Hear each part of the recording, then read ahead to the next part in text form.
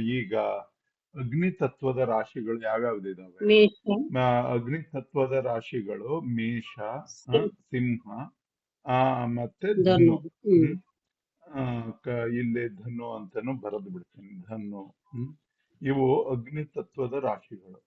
ಆಯ್ತಾ? ಯಾವಾಗ್ಲೂ ಏನಾದ್ರೂ ಯಾವಾಗ್ಲೂ ಈ ತತ್ವಗಳನ್ನ ಮನಸ್ಸಿನಲ್ಲೇ ಇಟ್ಕೊಂಡಿರ್ಬೇಕು. ಹ್ಮ್ ಯಾರ್ದಾರು ಕುಂಡ್ಲಿ ನೋಡಬೇಕಾದ್ರೆ ಯಾವ ಗ್ರಹಗಳು ನಿಮಗೆ ಮೇಷದಲ್ಲಿದಾವೆ, ಸಿಂಹದಲ್ಲಿದಾವೆ, ಧನುದಲ್ಲಿದಾವೆ, ಬೇಸಿಕಲಿ ಏನು ಅಂತ ಅಂದ್ರೆ ಈ 4 ತತ್ವಗಳೇ ಮೂರ್ ಸಲ ರಿಪೀಟ್ ಆಗಿದಾವೆ. ಹ್ಮ್ ಈ 4 ತತ್ವಗಳು ಏನಾಗಿದಾವೆ? ಒಂದು ಇಲ್ಲಿ ಮೇಷ, ಆ, ಆ, ಆಮೇಲೆ ಸಿಂಹ, ಮೇಷ, ಸಿಂಹ, ಆ, ಮತ್ತೆ ಧನು, ಇಲ್ಲಿ 3 ಕಡೆಗೆ ರಿಪೀಟ್ ಆಗಿದಾವೆ. ಹ್ಮ್ ಹ್ಮ್ ಅದನ್ನ ನೆನ್ಪಿಟ್ಕೊಂಡಿರ್ಬೇಕು. ಮೇಷ, ಸಿಂಹ ಮತ್ತು ಧನು, ಇವು ಮೂರು ಆ, ಇವು ಮೂರು ಅಗ್ನಿ ತತ್ವ.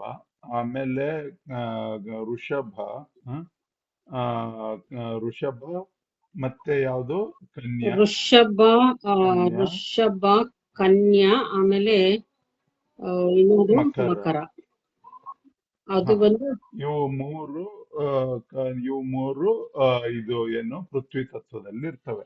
ಪೃಥ್ವಿ ತತ್ವ ಅಂದ್ರೆ ಏನು? ಬೇಸಿಕಲಿ ಅರ್ತ್ಲಿ ಸೈನ್ಸ್ ಅಂತ ಕರೀತಾರಲ್ಲ, ಹ್ಮ್ ಹಂಗೆ. ಹ್ಮ್ ಹ್ಮ್ ಹ್ಮ್ ಆ, ಕನ್ಯಾದ ಕನ್ಯಾ ಮತ್ತೆ ಮಕರ, ಆ, ಮಕರ ರಾಶಿ. ಇವು ಅದಕ್ಕೆ ಇವು ಮೂರನ್ನ ಪೃಥ್ವಿ ತತ್ವ ಅಂತ ಕರೀತಾರೆ. ಆಮೇಲೆ ವಾಯು ತತ್ವದಲ್ಲಿ ಯಾವ್ಯಾವ್ದು ಬರ್ತವೆ? ವಾಯು ತತ್ವದಲ್ಲಿ ಬಂದ್ಬಿಟ್ಟು, ವಾಯು ತತ್ವದಲ್ಲಿ ಅದೇ ಏನದು, ಮಿಥುನ, ಮಿಥುನ, ಆಮೇಲೆ ತುಲಾ, ಆ, ಮಿಥುನ, ಆ, ತುಲ and ಮತ್ತು ಕುಂಭ. ಕುಂಭ. ಹ್ಮ್ ಕುಂಭ. ಇವಕ್ಕೆ ಬೇಸಿಕಲಿ ಏನಂತಾರೆ ಅಂದ್ರೆ ಇವಕ್ಕೆ ಆ ವಾಯು ತತ್ವ ರಾಶಿಗಳು ಅಂತ ಕರೀತಾರೆ. ಈ ಈಗ ನೋಡ್ರಿ, ಈಗ ಒಂದೊಂದು ವಾಯು ತತ್ವದಲ್ಲಿ ಏನಾಗಿದೆ? ಒಂದು ಬುಧ ಇದ್ದಾನೆ, ಒಂದು ಶುಕ್ರ ಇದ್ದಾನೆ, ಕರೆಕ್ಟಾ? ಹ್ಮ್ ಮತ್ತೆ ಒಂದು ಶನಿ ಇದೆ. ಇವು ಮೂರುನು ಒಬ್ಬೊಬ್ಬರಿಗೊಬ್ಬರು ಫ್ರೆಂಡ್ಸ್ ಇರ್ತಾರೆ. ಈಗ ಬೇಸಿಕಲಿ ಫ್ರೆಂಡ್ಸು ಮತ್ತೆ ಪ್ಲಾನೆಟ್ಸ್ ಹೂ ಆರ್ ಫ್ರೆಂಡ್ಲಿ ಅಂತ ಓ, ಕರಿತೀವಲ್ಲ, ಹಿಂಗುನ ಬೇಸಿಕಲಿ ದಿಸ್ ಇಸ್ ಅನ್ ಏನಾಗುತ್ತೆ? Other way of remembering. ಯಾರ್ಯಾರ ಫ್ರೆಂಡ್ಸ್, ಯಾರ್ಯಾರು. ಹಾ ಓಕೆ ಓಕೆ. ಯಾರ್ಯಾರಿಗೆ ಫ್ರೆಂಡ್ಸ್ ಅಂತ ನೆನ್ಪಿಟ್ಕೋಬೇಕು ಅಂದಾಗ ಸುಮ್ಮನೆ ಫ್ರೆಂಡ್ಸ್ ನೆನ್ಪಿಟ್ಕೊಳ್ಳೋದು ಬಹಳ ಕಷ್ಟ ಆಗುತ್ತೆ. ಓಕೆ. ಇವ್ರಿಗೆ ಫ್ರೆಂಡ್ ಹೌದೋ ಅಲ್ಲ ಅಂತ ಹೇಳಿ. ಈಗ ಬೇಸಿಕಲಿ ಏನಾಗುತ್ತೆ?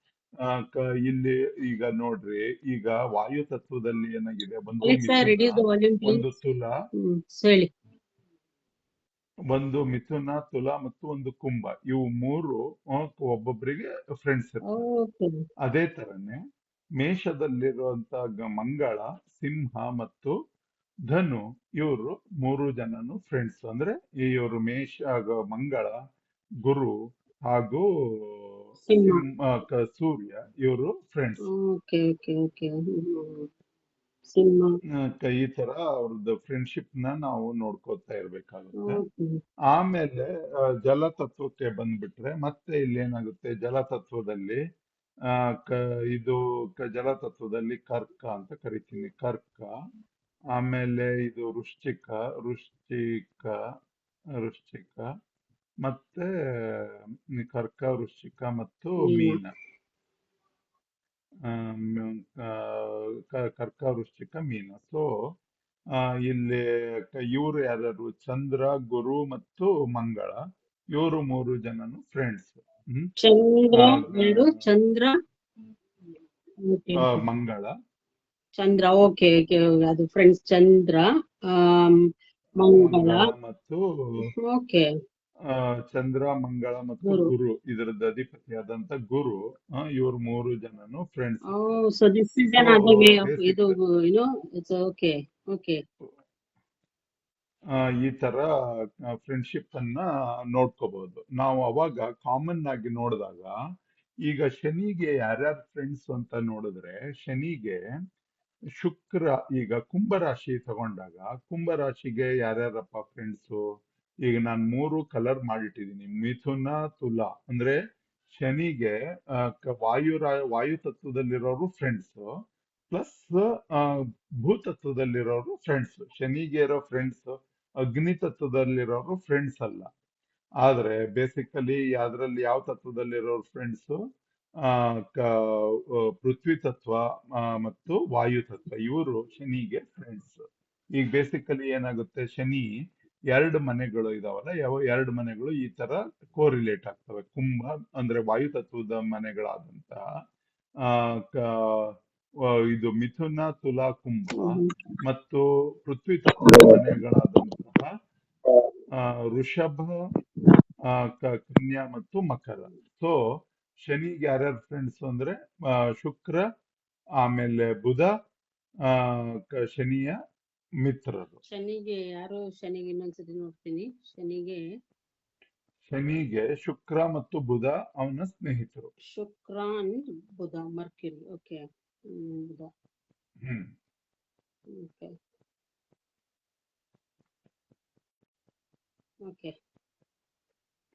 ಶುಕ್ರ ಮತ್ತು ಬುಧ ಅವನಿಗೆ ಸ್ನೇಹಿತರು. ಅದೇ ಮಂಗಳನಿಗೆ ಯಾರ್ಯಾರು ಸ್ನೇಹಿತರು ಅಂದ್ರೆ, ಮಂಗಳನಿಗೆ ಎರಡು ಮನೆಗಳಿದಾವೆ. ಎರಡು ಮನೆಗಳಿದ್ರೂನು ಒಂದು ಮನೆಯಿಂದ ಅವನು ಈಗ ಅಗ್ನಿ ತತ್ವದಿಂದ ಸಿಂಹಕ್ಕೆ ಮತ್ತು ಆ, ಸೂರ್ಯ ಮತ್ತು ಗುರುವಿನ ಜೊತೆಗೆ ಸ್ನೇಹ ಮಾಡ್ತಾನೆ ಅಗ್ನಿ ತತ್ವದಿಂದ. ಜಲ ತತ್ವದಿಂದ ಆತ ಯಾರ್ಯಾರ ಜೊತೆ ಸ್ನೇಹ ಮಾಡ್ತಾನೆ, ಚಂದ್ರ ಮತ್ತು ಗುರುವಿನ ಜೊತೆಗೆ ಸ್ನೇಹ ಒಂದ್ ಮಾಡ್ತಾನೆ. ನಿಮಿಷ. ಇದು ಯಾರು, ಮಂಗಳ ಅಲ್ವಾ? ಅಗ್ನಿ ಮಂಗಳ. ತತ್ವದಿಂದ ಹಾ. 2 ರಾಶಿ ನೋಡ್ತಾನೆ. ಯಾವ್ದದು? ಅಗ್ನಿ ತತ್ವದಿಂದ ಬಂದು ಆ, ಅಗ್ನಿ ತತ್ವದಿಂದ ಬಂದು ಮಂಗಳ ತಂದೆ ಮನೆ ಇರೋದು, ಆಮೇಲೆ ಸಿಂಹ ಅಲ್ವಾ? ಹ್ಮ್ ಸಿಂಹ ಅಗ್ನಿ ತತ್ವದಿಂದ. ಆಮೇಲೆ ಇದು ಯಾವ್ದ್ರಿಂದ ಧನುರು ಬರುತ್ತಲ್ಲ ಮಂಗಳಕ್ಕೆ. ಹಾ, ಅದೇನೆ ಹ್ಮ್ ಇದೆ ಗುರು. ಹ್ಮ್ ಹ್ಮ್ ಮಂಗಳಕ್ಕೆ ಸಿಂಹ ಮತ್ತು ಗುರುವಿನ ಜೊತೆಗೆ ಅಗ್ನಿ ತತ್ವದಿಂದ ಫ್ರೆಂಡ್ಶಿಪ್ ಮಾಡ್ತಾನೆ. ಆಮೇಲೆ ಜಲತತ್ವದಿಂದ ಯಾವ್ದ್ರಿಂದ ಫ್ರೆಂಡ್ಶಿಪ್ ಮಾಡ್ತಾನೆ? ಜಲತತ್ವದಿಂದ ಆತ ವೃಶ್ಚಿಕ ಮತ್ತು ಕರ್ಕಾಟಕ ಅಂದ್ರೆ ಮಂಗಳ, ಗುರು ಮತ್ತು ಚಂದ್ರ. ಅಂದ್ರೆ ಇವನಿಗೀಗ ಫ್ರೆಂಡ್ಸ್ ಇರೋರು ಯಾರು? ಮಂಗಳನಿಗೆ ಚಂದ್ರ, ಸಿಂಹ ಮತ್ತು ಗುರು. ಅದ್ಯಾಕೆ ಅವರು ಅಗ್ನಿ ತತ್ವದ ಅವ್ರ ಮನೆ 3 ಮನೆ ಇದಾವೆ. ಅದ್ ಬಿಟ್ಟು ಮತ್ತೆ ಮಂಗಳನಿಗೆ ಬೇರೆ ಮನೆಗಳು ಯಾಕೆ ಬರ್ಬೇಕದು? ಎರಡು ಮನೆಗಳನ್ನ ಕೊಟ್ಟಿದಾರಲ್ಲ. ಹೌದು. ಸೊ ಎರಡು ಮನೆಗಳು ಕೊಟ್ಟಿದ್ದಾರೆ. ವೃಶ್ಚಿಕ ಇದು ಜಲತತ್ವದ ಮನೆ. ಹೌದು. ಓಕೆ. ಹಾ, ಜಲತತ್ವದ ಮನೆ ಅಂದ್ರೆ ಎಲ್ಲಾ ಜಲತತ್ವದಲ್ಲೂ ಅವರಿಗೆ ಸಂಬಂಧ ಇರುತ್ತೆ. ಅದು ಎಲ್ಲದಕ್ಕೂ ಆಗುತ್ತೆ ಅದು. ಹಾ, ಓಕೆ. ಈಗ ಜಲತತ್ವ ಅಂದ್ರೆ ಚಂದ್ರಂದು, ಜಲತತ್ವ ಅಂದ್ರೆ ಮಂಗಳಂದು, ಜಲತತ್ವ ಅಂದ್ರೆ ಇದು ಯಾವುದು ಗುರುವಿಂದು ಒಂದು ಜಲತತ್ವ ಇರ್ತದೆ. ಹ್ಮ್ ಸೊ ಈ ತರ ಇಲ್ಲಿ ಫ್ರೆಂಡ್ಶಿಪ್ ಇದೆ ಇಲ್ಲಿ ಇವರಿಗೆ.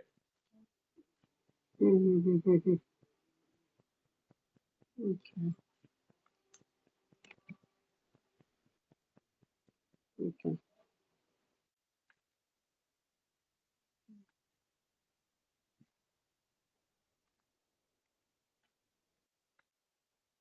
ಅರ್ಥ ಆಯ್ತಾ? ಸೊ ಮಂಗಳನಿಗೆ ಯಾರ್ಯಾರು ಫ್ರೆಂಡ್ಸು? ಸಿಂಹ, ಚಂದ್ರ ಮತ್ತು ಗುರು. ಸಿಂಹ, ಚಂದ್ರ ಮತ್ತು ಅಂದ್ರೆ ಸೂರ್ಯ, ಚಂದ್ರ ಮತ್ತು ಗುರು ಮಂಗಳನ ಸ್ನೇಹಿತರು. ಓಕೆ. ಓಕೆ. ಸೊ ಇದು ಆಮೇಲೆ ಶನಿಯ ಸ್ನೇಹಿತರು ಯಾರ್ಯಾರು? ಶನಿಯ ಸ್ನೇಹಿತರು ಬಂದ್ಬಿಟ್ಟು ಶುಕ್ರ, ಬುಧ. ಶುಕ್ರ ಮತ್ತೆ ಶುಕ್ರ, ಶನಿಗೆ ಶುಕ್ರ ಮತ್ತೆ ಬುಧ. ಬುಧ. ಓಕೆ. ಶುಕ್ರ, ಬುಧ ಶನಿಗೆ ಸ್ನೇಹಿತರಾದ್ರು. ಈಗ ಅದೇ ತರನೇ ಗುರುವಿಗೆ ಯಾರ್ಯಾರು ಸ್ನೇಹಿತರು ಅಂತ ಕರೆದ್ರೆ, ಗುರುವಿಗೂ ಸೇಮ್. ಗುರುವಿಗೆ ಚಂದ್ರ ಮತ್ತು ಮಂಗಳ, ಆಮೇಲೆ ಸಿಂಹ ಮತ್ತು ಇದು ಸೂರ್ಯ ಮತ್ತು ಮಂಗಳ. ಗುರುವಿಗೆ ಸೂರ್ಯ ಗುರುವಿಗೆ ಯಾರ್ಯಾರು? ಸೂರ್ಯ, ಚಂದ್ರ, ಮಂಗಳ, ಇವ್ರು 3 ಜನ ಸ್ನೇಹಿತರು. ಸೂರ್ಯ, ಚಂದ್ರ, ಮಂಗಳ. ಹ್ಮ್ ಹ. ಹ್ಮ್ ಹ್ಮ್ ಹ್ಮ್. ಯಾರಿಗೆ? ಗುರುಗೆ. ಈಗ ಇವನ್ನ ನೋಡಿ ರೂಢಿ ಮಾಡಿ ಇಟ್ಕೋಬೇಕು. ಇದಕ್ಕೆ ತ್ರಿಕೋಣಗಳು ಅಂತ ಕರೀತಾರೆ. ಈ ತ್ರಿಕೋಣದಲ್ಲಿ ಬರೋಬೇಕಾದ್ರೆ ಓಕೆ.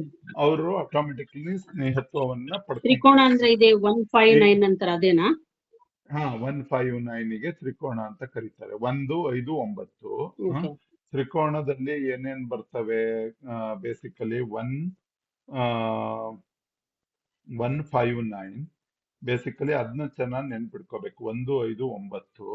ಆಮೇಲೆ 2, 6 ಮತ್ತೆ 10. 2, 6, 10. ಇನ್ನೊಂದು ಯಾವ ತ್ರಿಕೋಣ ಬರುತ್ತೆ? 3, 7, 11. 3, 7, 11. ಇನ್ನೊಂದು ತ್ರಿಕೋಣ ಬಂದ್ಬಿಟ್ಟು 4, 8, 12. ಓಕೆ. ಓಕೆ. ಸೊ ಅದನ್ನ 159 ಅನ್ನೋದು ನಾವು 1 2 3 4 5 6 7 9 159 ಅನ್ನೋದು ಅದನ್ನ ನಾವು ಯಾರಿಗೆ? ಸಿಂಹಕ್ಕೆ ಅಲ್ಲ, ಮೇಷನಿಗೆ. ಮೇಷ 5, ಸಿಂಹ, ಸೂರ್ಯ ಬರುತ್ತೆ. ಆಮೇಲೆ 9 ಯಾವ್ದು ಬರುತ್ತೆ? ಅದು 1 2 3 4 9 ಧನುರ್ ಲಗ್ನ, ಧನುರ್ ರಾಶಿ 9 ಬರುತ್ತೆ. ಓಕೆ, ಗೊತ್ತಾಯ್ತು.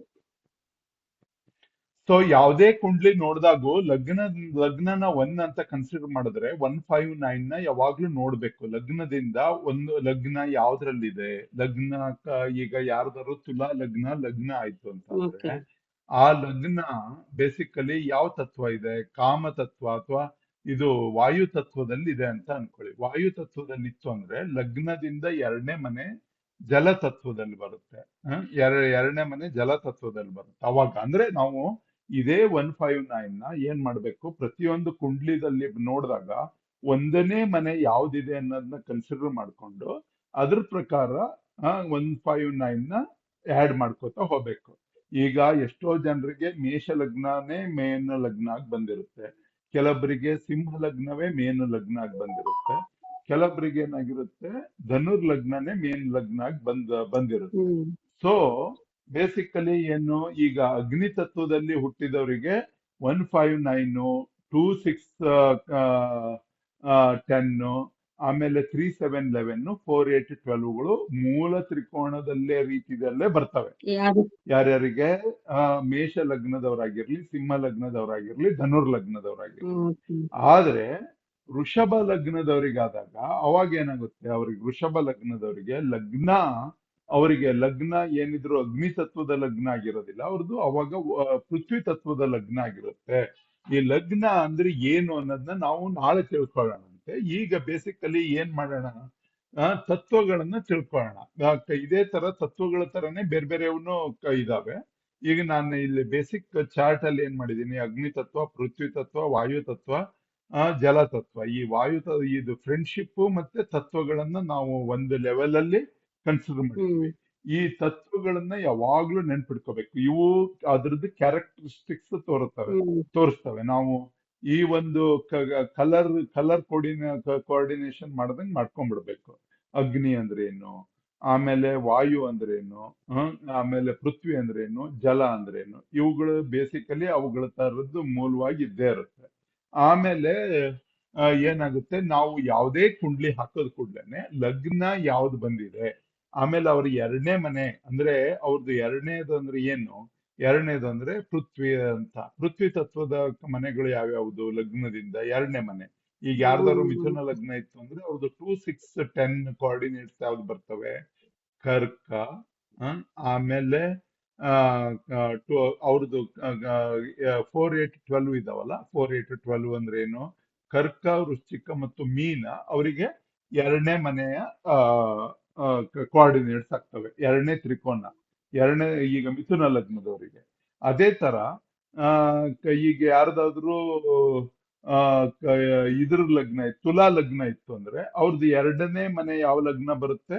ಅದು ಜಲತತ್ವದ ಲಗ್ನ ಜಲತತ್ವದ ಭಾವ ಬರುತ್ತೆ. ಯಾವ್ಯಾವ್ದು ಅಂದ್ರೆ ವೃಶ್ಚಿಕ, ಮೀನ ಮತ್ತು ಕರ್ಕ. ಸೊ ಈ ತರ ನಾವು ಯಾವುದೇ ಲಗ್ನ ಸಿಕ್ಕೂಡ್ಲೇನೆ ಅವ್ರದ್ದು ಎರಡನೇ ಮನೆ ಯಾವ್ದ್ರಲ್ಲಿದೆ, ಮೂರನೇ ಮನೆಯಲ್ಲಿ ಯಾವ್ದ್ರಲ್ಲಿದೆ, ನಾಲ್ಕನೇ ಮನೆ ಯಾವ್ದ್ರಲ್ಲಿದೆ ಅನ್ನೋದನ್ನ ನೋಡ್ಕೋಬೇಕು. ಈಗ ನಮಗೆ ಬೇಸಿಕಲಿ ಎಲ್ಲರಿಗೂ ಗೊತ್ತಿದ್ದಂಗೆ ಒಂದನೇ ಮನೆ ಅಂದ್ರೆ ಏನು, ಒಂದನೇ ಮನೆ ಅಂದ್ರೆ ನಾನು, ಒಂದನೇ ಮನೆ ಅಂದ್ರೆ ನಾನು, ಹ್ಮ್ ನನ್ನ ನನ್ನದು, ನನ್ನ ಸೆಲ್ಫ್ ಈ ದೇಹದ ಭಾವವನ್ನ ತೋರಿಸ್ತದೆ ಒಂದನೇ ಮನೆ ಅಂತ. Self basically. ಎರಡನೇ ಇದನ್ನ ಮತ್ತೆ ನಾನು ನಿನ್ನ ಡಿಟೇಲ್ ಆಗಿ ಹೇಳ್ತೀನಿ ಇನ್ನೊಂದ್ಸಲ, ಬಟ್ ಬೇಸಿಕಲಿ ಒಂದು ಜನರಲ್ ಐಡಿಯಾ ಕೊಡ್ತಾ ಇದ್ದೀನಿ. ಎರಡನೇ ಮನೆ ಅಂದ್ರೆ ಏನು, ಆ ಈಗ ಊಟ, ಉಪಚಾರ, ಇವೆಲ್ಲ ಎರಡನೇ ಮನೆ ಅಂತ ತೋರಿಸ್ತಾರೆ. ಈಗ ಬೇಸಿಕಲಿ ಏನಾಗಿರುತ್ತೆ, ಈಗ ನಿಮ್ಗೆ ಯಾರ್ದಾದ್ರು ಮಿಥುನ ಲಗ್ನ ಇತ್ತು ಅಂತಂದ್ರೆ ಅವ್ರಿಗೆ ಎರಡನೇ ಮನೆ ಊಟದ್ದು ಬೇಸಿಕಲಿ ಅವರಿಗೆ ಜಲ ಆಹಾರಗಳು ಇಷ್ಟ ಆಗ್ಬೋದು. ಯಾರು ಇನ್ನೊಂದ್ಸತಿ ಹೇಳಿ, ಅದು ಈಗ ಇನ್ನೊಂದ್ಸತಿ ಹೇಳಿ. ಯಾವ್ದು, ಈಗ ಒಂದನೇ ಮನೆ, ಈಗ ನಮ್ ಲಗ್ನ ಯಾವ ಭಾವದಲ್ಲಿ ಬಿದ್ದಿರುತ್ತೆ ಅನ್ನೋದು ಅದು ನೋಡ್ಕೋಬೇಕು. ಗೊತ್ತಾಯ್ತು. ನಮ್ ಲಗ್ನ ಈಗ ವಾಯು ತತ್ವದಲ್ಲಿದ್ಯಾ, ಹ್ಮ್ ಜಲ ತತ್ವದಲ್ಲಿದ್ಯಾ, ಅಥವಾ ಪೃಥ್ವಿ ತತ್ವದಲ್ಲಿದ್ಯಾ, ಅಥವಾ ಹ್ಮ್ ಅಗ್ನಿ ತತ್ವದಲ್ಲಿದ್ಯಾ ಅಂತ ನೋಡ್ಕೋಬೇಕು.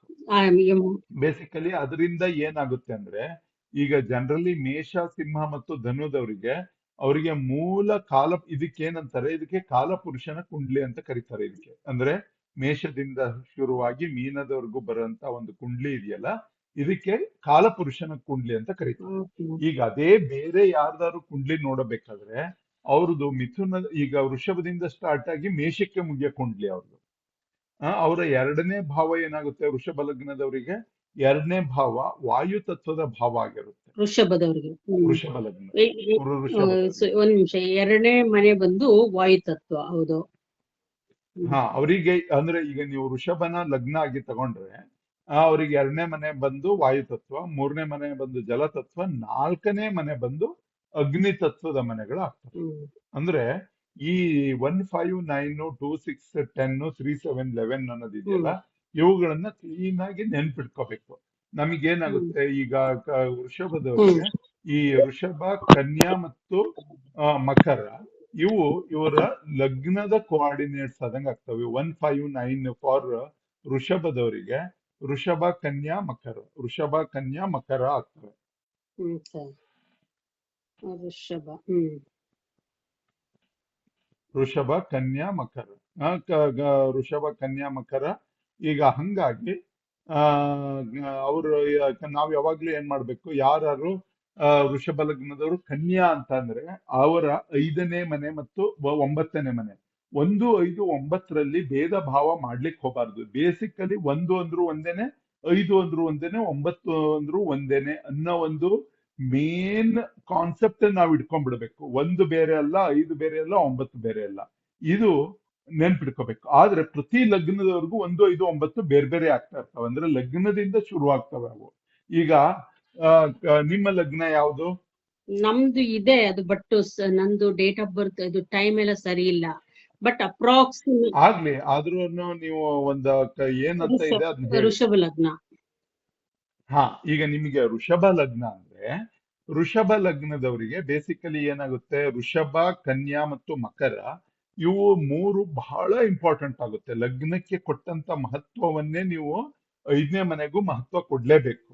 ಯಾವಾಗ 1, 5, 9ಕ್ಕೂ 3ಕ್ಕೂ ಮಹತ್ವ ಕೊಡ್ತೀವಿ, ಅದಕ್ಕೆ ಅವಾಗ ಅದು ಮೇನ್ ಕನ್ಸಿಡರ್ ಆಗುತ್ತೆ. ಅದಕ್ಕೆ ಏನಂತ ಕರೆದಿದ್ದಾರೆ, 1 ಅಂದ್ರೆ ಏನು, 1 ಅಂದ್ರೆ ನಾನು, 5 ಅಂದ್ರೆ ನನ್ನ ಮಗ ಅಂತ, 9 ಅಂದ್ರೆ ನನ್ನ ತಂದೆ ಅಂತ ಕರೀತಾರೆ.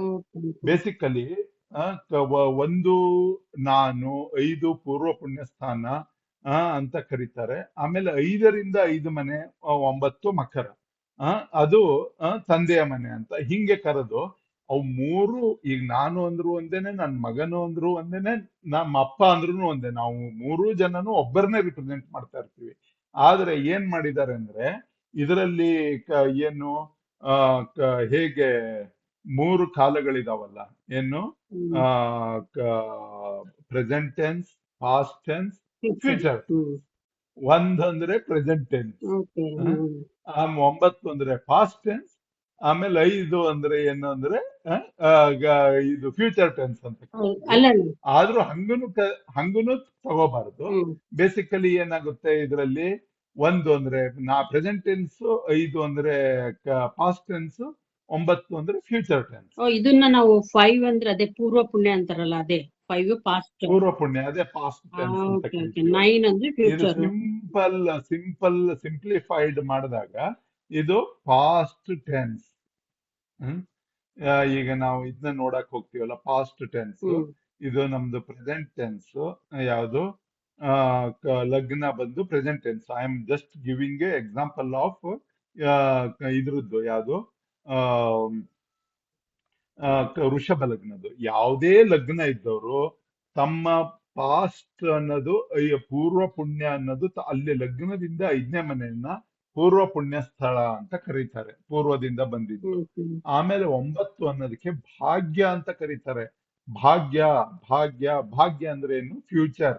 Please tell me my future ಅಂತಾನೆ ಕೇಳ್ತೀವಿ ಹೊರತು ಪ್ಲೀಸ್ ಅದೇ ಟೆಲ್ ಮಿ ಮೈ ಪಾಸ್ಟ್ ಡೆಸ್ಟಿನಿ ಅಂತ ಯಾರು ಡೆಸ್ಟಿನಿ ಕೇಳಲ್ಲ. ಅಂತಾರಲ್ಲ ಅದೇನಾ? ಹಾ, ಹ್ಮ್ ಭಾಗ್ಯಾಧಿಪತಿ. ಹ್ಮ್. 9ನೇ ಮನೆ ಇದೆಯಲ್ಲ, ಭಾಗ್ಯಸ್ಥಾನ. ಭಾಗ್ಯಸ್ಥಾನ. ಓಕೆ. ಹ್ಮ್ ಹ್ಮ್ ಹ್ಮ್ ಹ್ಮ್. ಇದು ಹಾಗಾದ್ರೆ ಒಂದನೇದಕ್ಕೆ ನಾವು ಏನಂತ ಹೇಳ್ಕೋಬೇಕು? ಒಂದನೇದಕ್ಕೆ ನಾವು ಲಗ್ನ, ಅದಕ್ಕೆ ಲಗ್ನನೇ. ಅಲ್ಲ ಅದು ಬಿಟ್ರೆ ಆದ್ರೆ ಲಗ್ನ ಅದನ್ನ ನಾವು ಪ್ರೆಸೆಂಟ್ ಅಂತ ಕರೆಯೋದು ಇಂಗ್ಲಿಷ್ ನಲ್ಲಿ. ಪ್ರೆಸೆಂಟ್ ಲಗ್ನ ನಾನು. ಆ, ನಾನು ಕಾಂಟ್ ಬಿ ಪಾಸ್ಟ್. ನಾನು I am a present person. Hmm ನಾನು ಅನ್ನೋದು ಹ್ಮ್ ಇದಕ್ಕೆ. ಆಮೇಲೆ 5ನೇ ಮನೆ ಇದೆಯಲ್ಲ, 5ನೇ ಮನೆ ಮೈ ಪಾಸ್ಟ್. ಹ್ಮ್ ಸೊ ನಾನು ಹಿಂದೆ ಮಾಡಿರೋ ಅಂತ ಪುಣ್ಯಗಳೇ ಆಗ್ಲಿ ಏನೇ ಆಗ್ಲಿ, ಅದು ನನ್ನ 5ನೇ ಅಧಿಪತಿ ಎಲ್ಲಿ ಹೋಗಿದ್ದಾನೆ, ಅವನು ಯಾರ ಜೊತೆಗಿದ್ದಾನೆ, ಅವನಿಗಿರೋ ಸಂಬಂಧಗಳು ಏನು, ಹ್ಮ್. ಅವನ್ನೆಲ್ಲ ನೋಡ್ಬಿಟ್ಟು ನನ್ನ ಪಾಸ್ಟ್ ರಿಲೆವೆನ್ಸ್ ಗೊತ್ತಾಗುತ್ತೆ. ಇನ್ನೊಂದು ಇವಾಗ ನೀವ್ ಏನ್ ಹೇಳಿದ್ರಿ, ನಾವು ಇವಾಗ 159 ತ್ರಿಕೋಣ ನೋಡ್ಬೇಕು ಅಂತ ಹೇಳಿದ್ರಿ, ರೈಟ್? ಸೊ ಹಾ, ಇನ್ನೊಂದು ಹೇಳಿದ್ರಿ, ಲಗ್ನ ಇಸ್ ಅಂದ್ರೆ ನಾವು 159ಗೆ ಈಕ್ವಲ್ ಇಂಪಾರ್ಟೆನ್ಸ್ ಕೊಡ್ಬೇಕು. ಯಾವ can you give me an example please? Equal importance ಅಂತ ಅಂದ್ರೆ, ಈಗ ನಾವು ಒಂದು ಕುಂಡ್ಲಿ ನೋಡ್ತಾ ಇದ್ದ ಕೂಡ್ಲೇನೆ ನಾವು ಜನರಲಿ ಏನ್ ನೋಡ್ತೀವಿ? 3ನೇ ಮನೆ ನೋಡ್ತೀವಿ, 4ನೇ ಮನೆ ನೋಡ್ತೀವಿ, 2ನೇ ಮನೆ ನೋಡ್ತೀವಿ, 1ನೇ ಮನೆ ನೋಡ್ತೀವಿ. ಹೌದು. 1, 2, 3, 4 ನೋಡ್ತೀವಿ. ಆಮೇಲೆ ಏನ್ ಮಾಡ್ತೀವಿ? 12ನೇ ಮನೆ ನೋಡ್ತೀವಿ, ಎಷ್ಟಿದೆ ಖರ್ಚು, ಏನ್ ಕತೆ ಅಂತ ಹೇಳ್ಕೊಂಡು. ಆಮೇಲೆ ಬೇಸಿಕಲಿ 12ನೇ ಮನೇಲಿ ಖರ್ಚು ನೋಡಿದ್ರೆ 11ನೇ ಮನೆಯಲ್ಲಿ ಇದು ಅದೃಷ್ಟ ಎಷ್ಟಿದೆ ಅನ್ನೋದನ್ನೆಲ್ಲ ಚೆಕ್ ಮಾಡ್ತೀವಿ. ಅದು 11ನೇ ಮನೆ ಅಂದ್ರೆ ಏನು? 3, 7, 11. 11ನೇ ಮನೆ. ಹ್ಮ್ ಹ್ಮ್ 3, 7, 11 ಅಂದ್ರೆ ಏನು? 2ನೇ ಮನೆ ನೆಕ್ಸ್ಟ್ ಮನೆನೇ 3.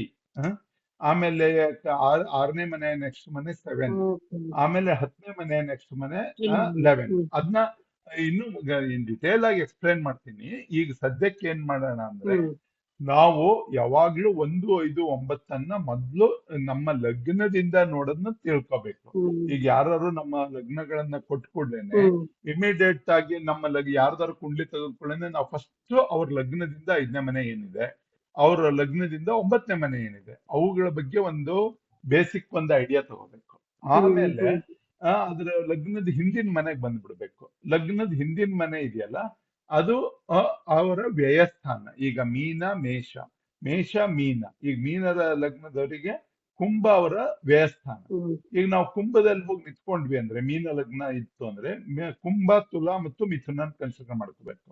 ಅವು 3 ಅವರಿಗೆ ವ್ಯಯಸ್ಥಾನ. ಸೊ ಬೇಸಿಕಲಿ ಇದು ವ್ಯಯಸ್ಥಾನನೇ ಇರ್ಲಿ ಅಥವಾ ಲಾಭಸ್ಥಾನನೇ ಇರ್ಲಿ ಅಥವಾ ಅರ್ಥಸ್ಥಾನನೇ ಇರ್ಲಿ, ಅವುಗಳನ್ನ ನಾವು ಈಗ ವಿಚಾರ ಮಾಡ್ದೇನೆ ನಾವು ಫಸ್ಟ್ ಥಿಂಕ್ ಮಾಡ್ಬೇಕಾಗಿದ್ದು ಈ ಮೂಲ ತ್ರಿಕೋನಗಳನ್ನ ಥಿಂಕ್ ಮಾಡ್ಬೇಕು. ಈ ಮೂಲ ತ್ರಿಕೋನಗಳು ಯಾವ್ಯಾವುದು? 1, 5, 9, ಹ್ಮ್ 2, 6, 10, 3, 7, 11, 4, 8, 12.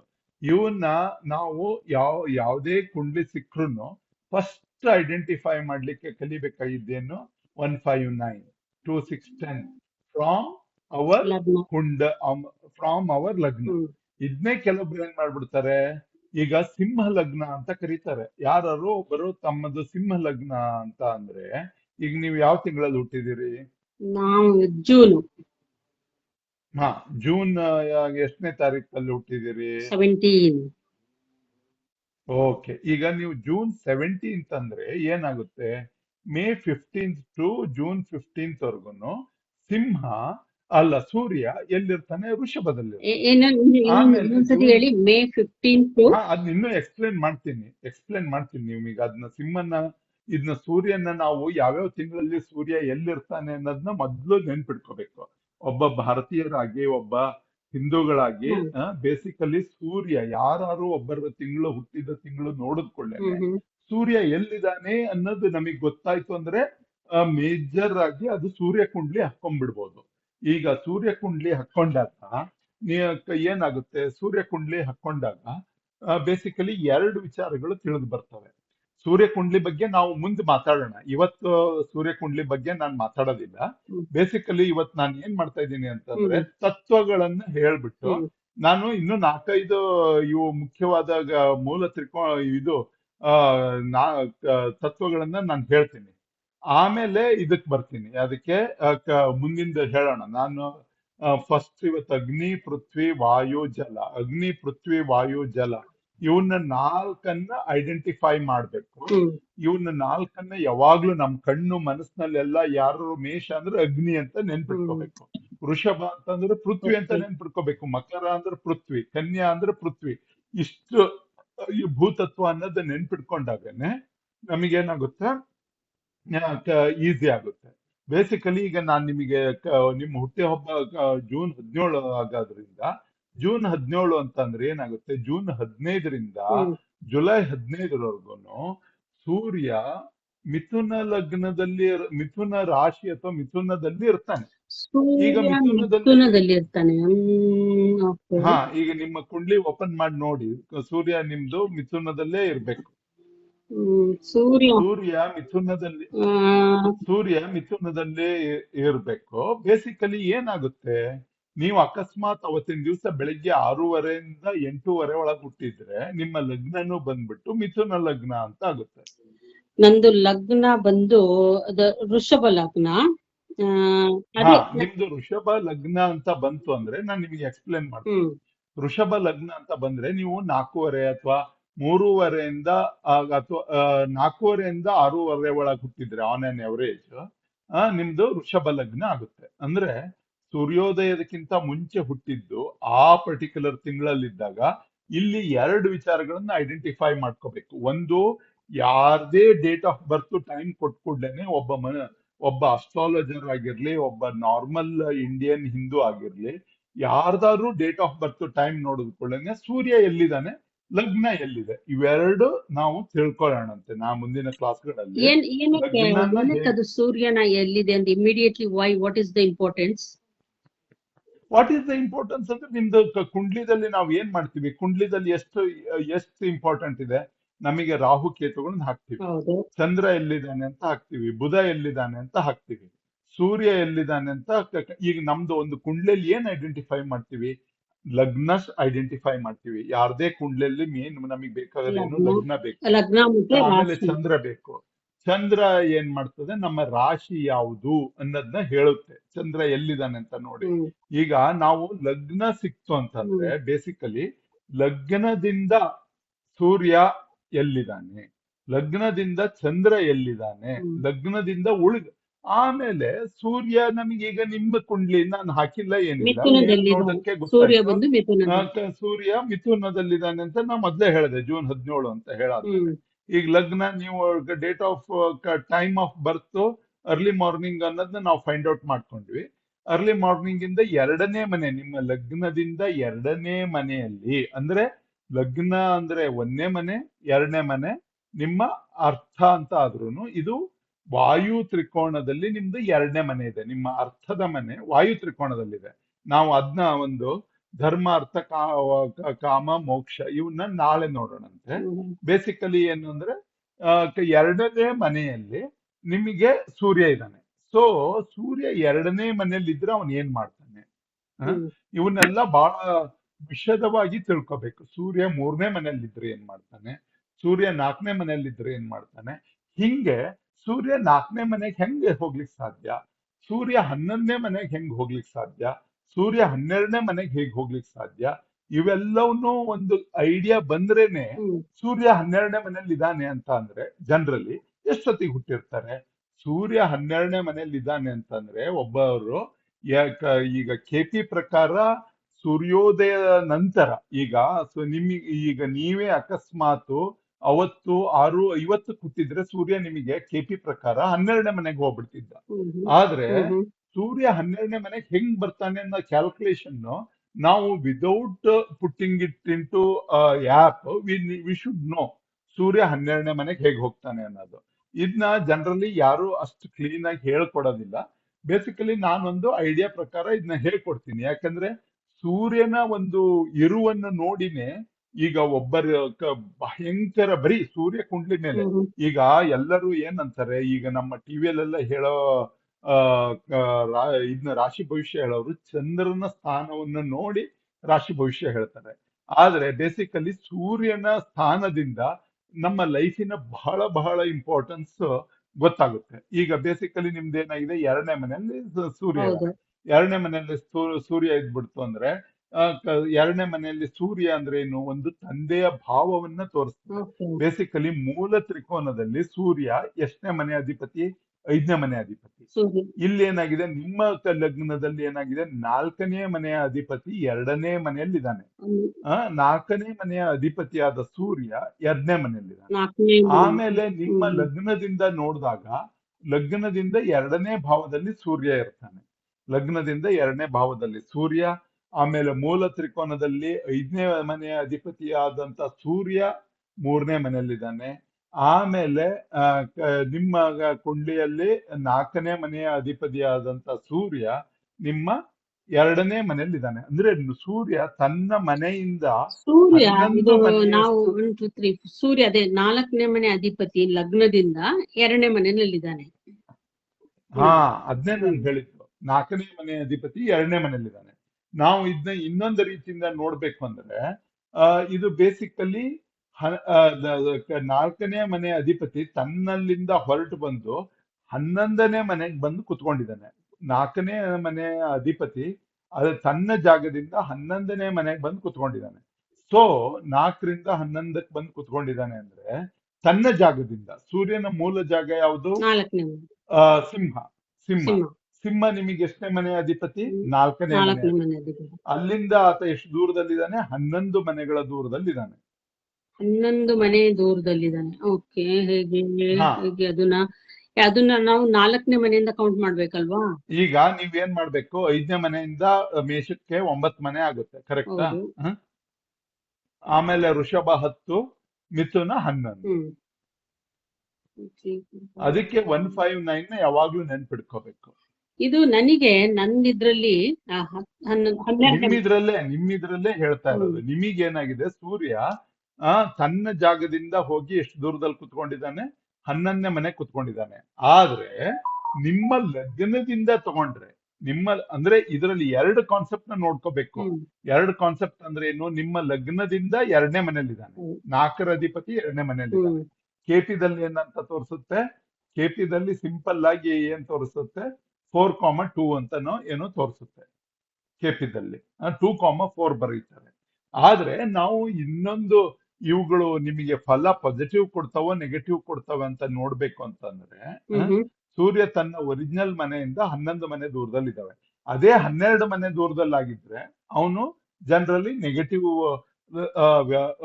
ಸೂರ್ಯನಿಂದ ಲಾಸ್ ಹೆಚ್ಚಾಗಿ ತಿಳ್ಕೋಬಹುದು. ಈ ಒಂದು ಇದಕ್ಕೆ ಏನಂತಾರೆ? ಸೂಪರ್ ಇಂಪೋಸಿಷನ್ ಅಂತ ಕರೀತಾರೆ. ಇದಕ್ಕೆ ಏನಂತಾರೆ? ಸೂಪರ್ ಇಂಪೋಸಿಷನ್ ಅಂತ ಕರೀತಾರೆ. ಇದನ್ನ ನಾನು ಇನ್ ಡಿಟೇಲ್ ಆಗಿ ಮುಂದೆ ಹೇಳ್ಕೊಡ್ತೀನಿ. ಸೊ ಆದ್ರೆ ಈಗ ನಂದು ಫಾರ್ ಎಕ್ಸಾಂಪಲ್ ನನ್ನ ಲಗ್ನದಲ್ಲಿ 12 ಮನೆಯಲ್ಲಿಲ್ಲ, 11 ಮನೆಯಲ್ಲಿದೆ. ಸೊ 11 ಮನೆ ಏನು? It is a desires, house of desires ಅಲ್ವಾ? ಹಾ, ಅದೃಷ್ಟದ ಮನೆ ಇದ್ದಂಗೆ. Okay okay. ಹಾ, ಹಂಗಾಗಿ ಒಳ್ಳೇದು ಅಂತ ಇರ್ಲಿ. ಇದು ಒಂದು ನಾನು ಈಗ ಏನೇನು ನಾವು ಕಲಿಸ್ತೀನಿ ಅಂತಂದ್ರೆ ಬೇಸಿಕಲಿ ಈಗ ಪ್ರತಿಯೊಂದು ನಾವು ಈಗ ಸೂರ್ಯ ಸಿಕ್ಕ ಅಂತಂದ್ರೆ ನಮಗೆ ಆಟೋಮೆಟಿಕ್ಲಿ ಯಾರ್ಯಾರು ಸಿಗ್ತಾರೆ? ಬುಧ ಸಿಗ್ತಾನೆ, ಆಮೇಲೆ ಶುಕ್ರ ಸಿಗ್ತಾರೆ. ಬುಧ ಮತ್ತು ಶುಕ್ರರು ಸೂರ್ಯನ ಹಿಂದೆ ಮುಂದೆನೆ ಇರ್ತಾರೆ, ಬಹಳ ದೂರ ಇರೋದಿಲ್ಲ. ಯಾಕೆಂದ್ರೆ 2 ತರದ ಗ್ರಹಗಳನ್ನ ಕರಿಬಹುದು ನಾವು. Inner circle planets and outer circle planets ಅಂತ ಕರಿತೀವಿ. ಇನ್ನರ್ ಸರ್ಕಲ್ ಪ್ಲಾನೆಟ್ ಅಂದ್ರೆ ಏನು? ಸೂರ್ಯನಿಂದ ಹೊರಟು ಭೂಮಿವರೆಗೂ ಬರಬೇಕಾದ್ರೆ ಯಾವ್ಯಾವ ಪ್ಲಾನೆಟ್ಗಳು ಸಿಗ್ತಾವಲ್ಲ ಅವೆಲ್ಲ ಇನ್ನರ್ ಸರ್ಕಲ್ ಪ್ಲಾನೆಟ್ ಒಂದ್ ಅಂತ ನಿಮಿಷ, ಕರಿತೀವಿ. ಸೂರ್ಯನಿಂದ ಹೊರಟು ಏನಂದ್ರಿ? ಅಲ್ಲ ಈಗ ಬಿಡಿ, ಹ್ಮ್. ಅದೇನು ಬರ್ಕೋಬಿಡಿ, ಅಲ್ಲ, ನಾನು ನಾನ್ ನೆಕ್ಸ್ಟ್ ಎಕ್ಸ್ಪ್ಲೇನ್ ನೆನ್ಪಿಟ್ಕೊಳಕ್ಕೆ ಮಾಡ್ತೀನಿ. ಸುಮ್ನೆ ಬರ್ಕೊಂಡಿರ್ತೀನಿ. ಇನ್ನೊಂದ್ಸರಿ ಹೇಳಿ, ಸೂರ್ಯನಿಂದ. Inner circle planet and outer circle planet ಅಂತ. Inner circle planet hmm. And outer circle planet. Okay. Outer circle planet. So ಈಗ ಸೂರ್ಯನ. ಇನ್ನರ್ ಸರ್ಕಲ್ ಪ್ಲಾನೆಟ್ಸ್ ಅಂದ್ರೆ ಯಾವ್ಯಾವ್ದು? ಇನ್ನರ್ ಸರ್ಕಲ್ ಪ್ಲಾನೆಟ್ ಅಂದ್ರೆ Mercury, Venus and Mars are inner circle planets. ಅಂದ್ರೆ ಅದು ಹೆಂಗೆ ಸೂರ್ಯನಿಂದ ಹೊರಟು ಏನಂದ್ರೆ ಈಗ ನಮ್ಮ ನಮ್ಮ ಸೈನ್ಸ್ ಅಲ್ಲಿ ಸೂರ್ಯನ ಚಿತ್ರವನ್ನ ಬಿಡಿಸ್ತಾರೆ. ಹೌದು, ಹೌದು. ಸೂರ್ಯನ ಚಿತ್ರವನ್ನ ಬಿಡಿಸಾದ್ಮೇಲೆ ಹ್ಮ್. ಆ, ಏನ್ ಮಾಡ್ತೀವಿ? ಸೂರ್ಯನ ಚಿತ್ರವನ್ನ ಬಿಡಿಸಾದ್ಮೇಲೆ ಬೇಸಿಕಲಿ ಈಗ ನಾನೊಂದು ಇಮೇಜ್ ಇದ್ರೆ ಹಾಕ್ತೀನಿ ಹ್ಮ್. ತಡ್ರಿ. ಹ್ಮ್. ಹ್ಮ್. ಸೋಲಾರ್ ಸಿಸ್ಟಮ್ ಅಂತ ಒಂದು ಸಿಸ್ಟಮ್, ಪ್ಲಾನೆಟ್ಸ್ ಅಂತ ಹೇಳಿ ಒಂದು ಇಮೇಜ್ ಹುಡುಕ್ತೀನಿ. ಹ್ಮ್. ಹ್ಮ್. ಇಮೇಜ್ ನಿಮಗೆ ತೋರಿಸ್ತೀನಿ.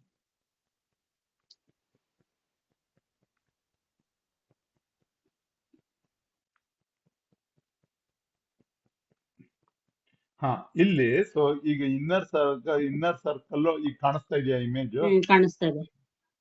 ಹಾ, ಇಲ್ಲಿ ಬೇಸಿಕಲಿ ಏನು? ಸೂರ್ಯನಿಂದ ಮರ್ಕ್ಯುರಿ, ವೀನಸ್, ಅರ್ತ್, ಮಾರ್ಸ್, ಹ್ಮ್. ಓಕೆ. ಜುಪಿಟರ್, ಸ್ಯಾಟರ್ನ್, ನಾವು ಯುರೇನಸ್, ನೆಪ್ಚೂನ್ ತಲೆ ಕೆಡಿಸ್ಕೊಳ್ಳೋದಿಲ್ಲ. ಇದು ಸೊ ಇದು ಜುಪಿಟರ್ ಎಲ್ಲ ಅದೇನು ಔಟರ್ನಲ್ಲ? ಹಾ, ಇವು Mars, Jupiter, Saturn are outer ಅಂತೀವಿ. ಓ, ಮಾರ್ಸ್. ಓಕೆ, ಒಂದ್ ನಿಮಿಷ ಹಾಗಾದ್ರೆ ನಾನು. ಸೊ ಸೂರ್ಯನಿಂದ. ಈಗ ಭೂಮಿ ಇದೆಯಲ್ಲ, ಭೂಮಿ ಮತ್ತು ಸೂರ್ಯನ ಒಳಗಡೆ ಬರವು ಇನ್ನರ್.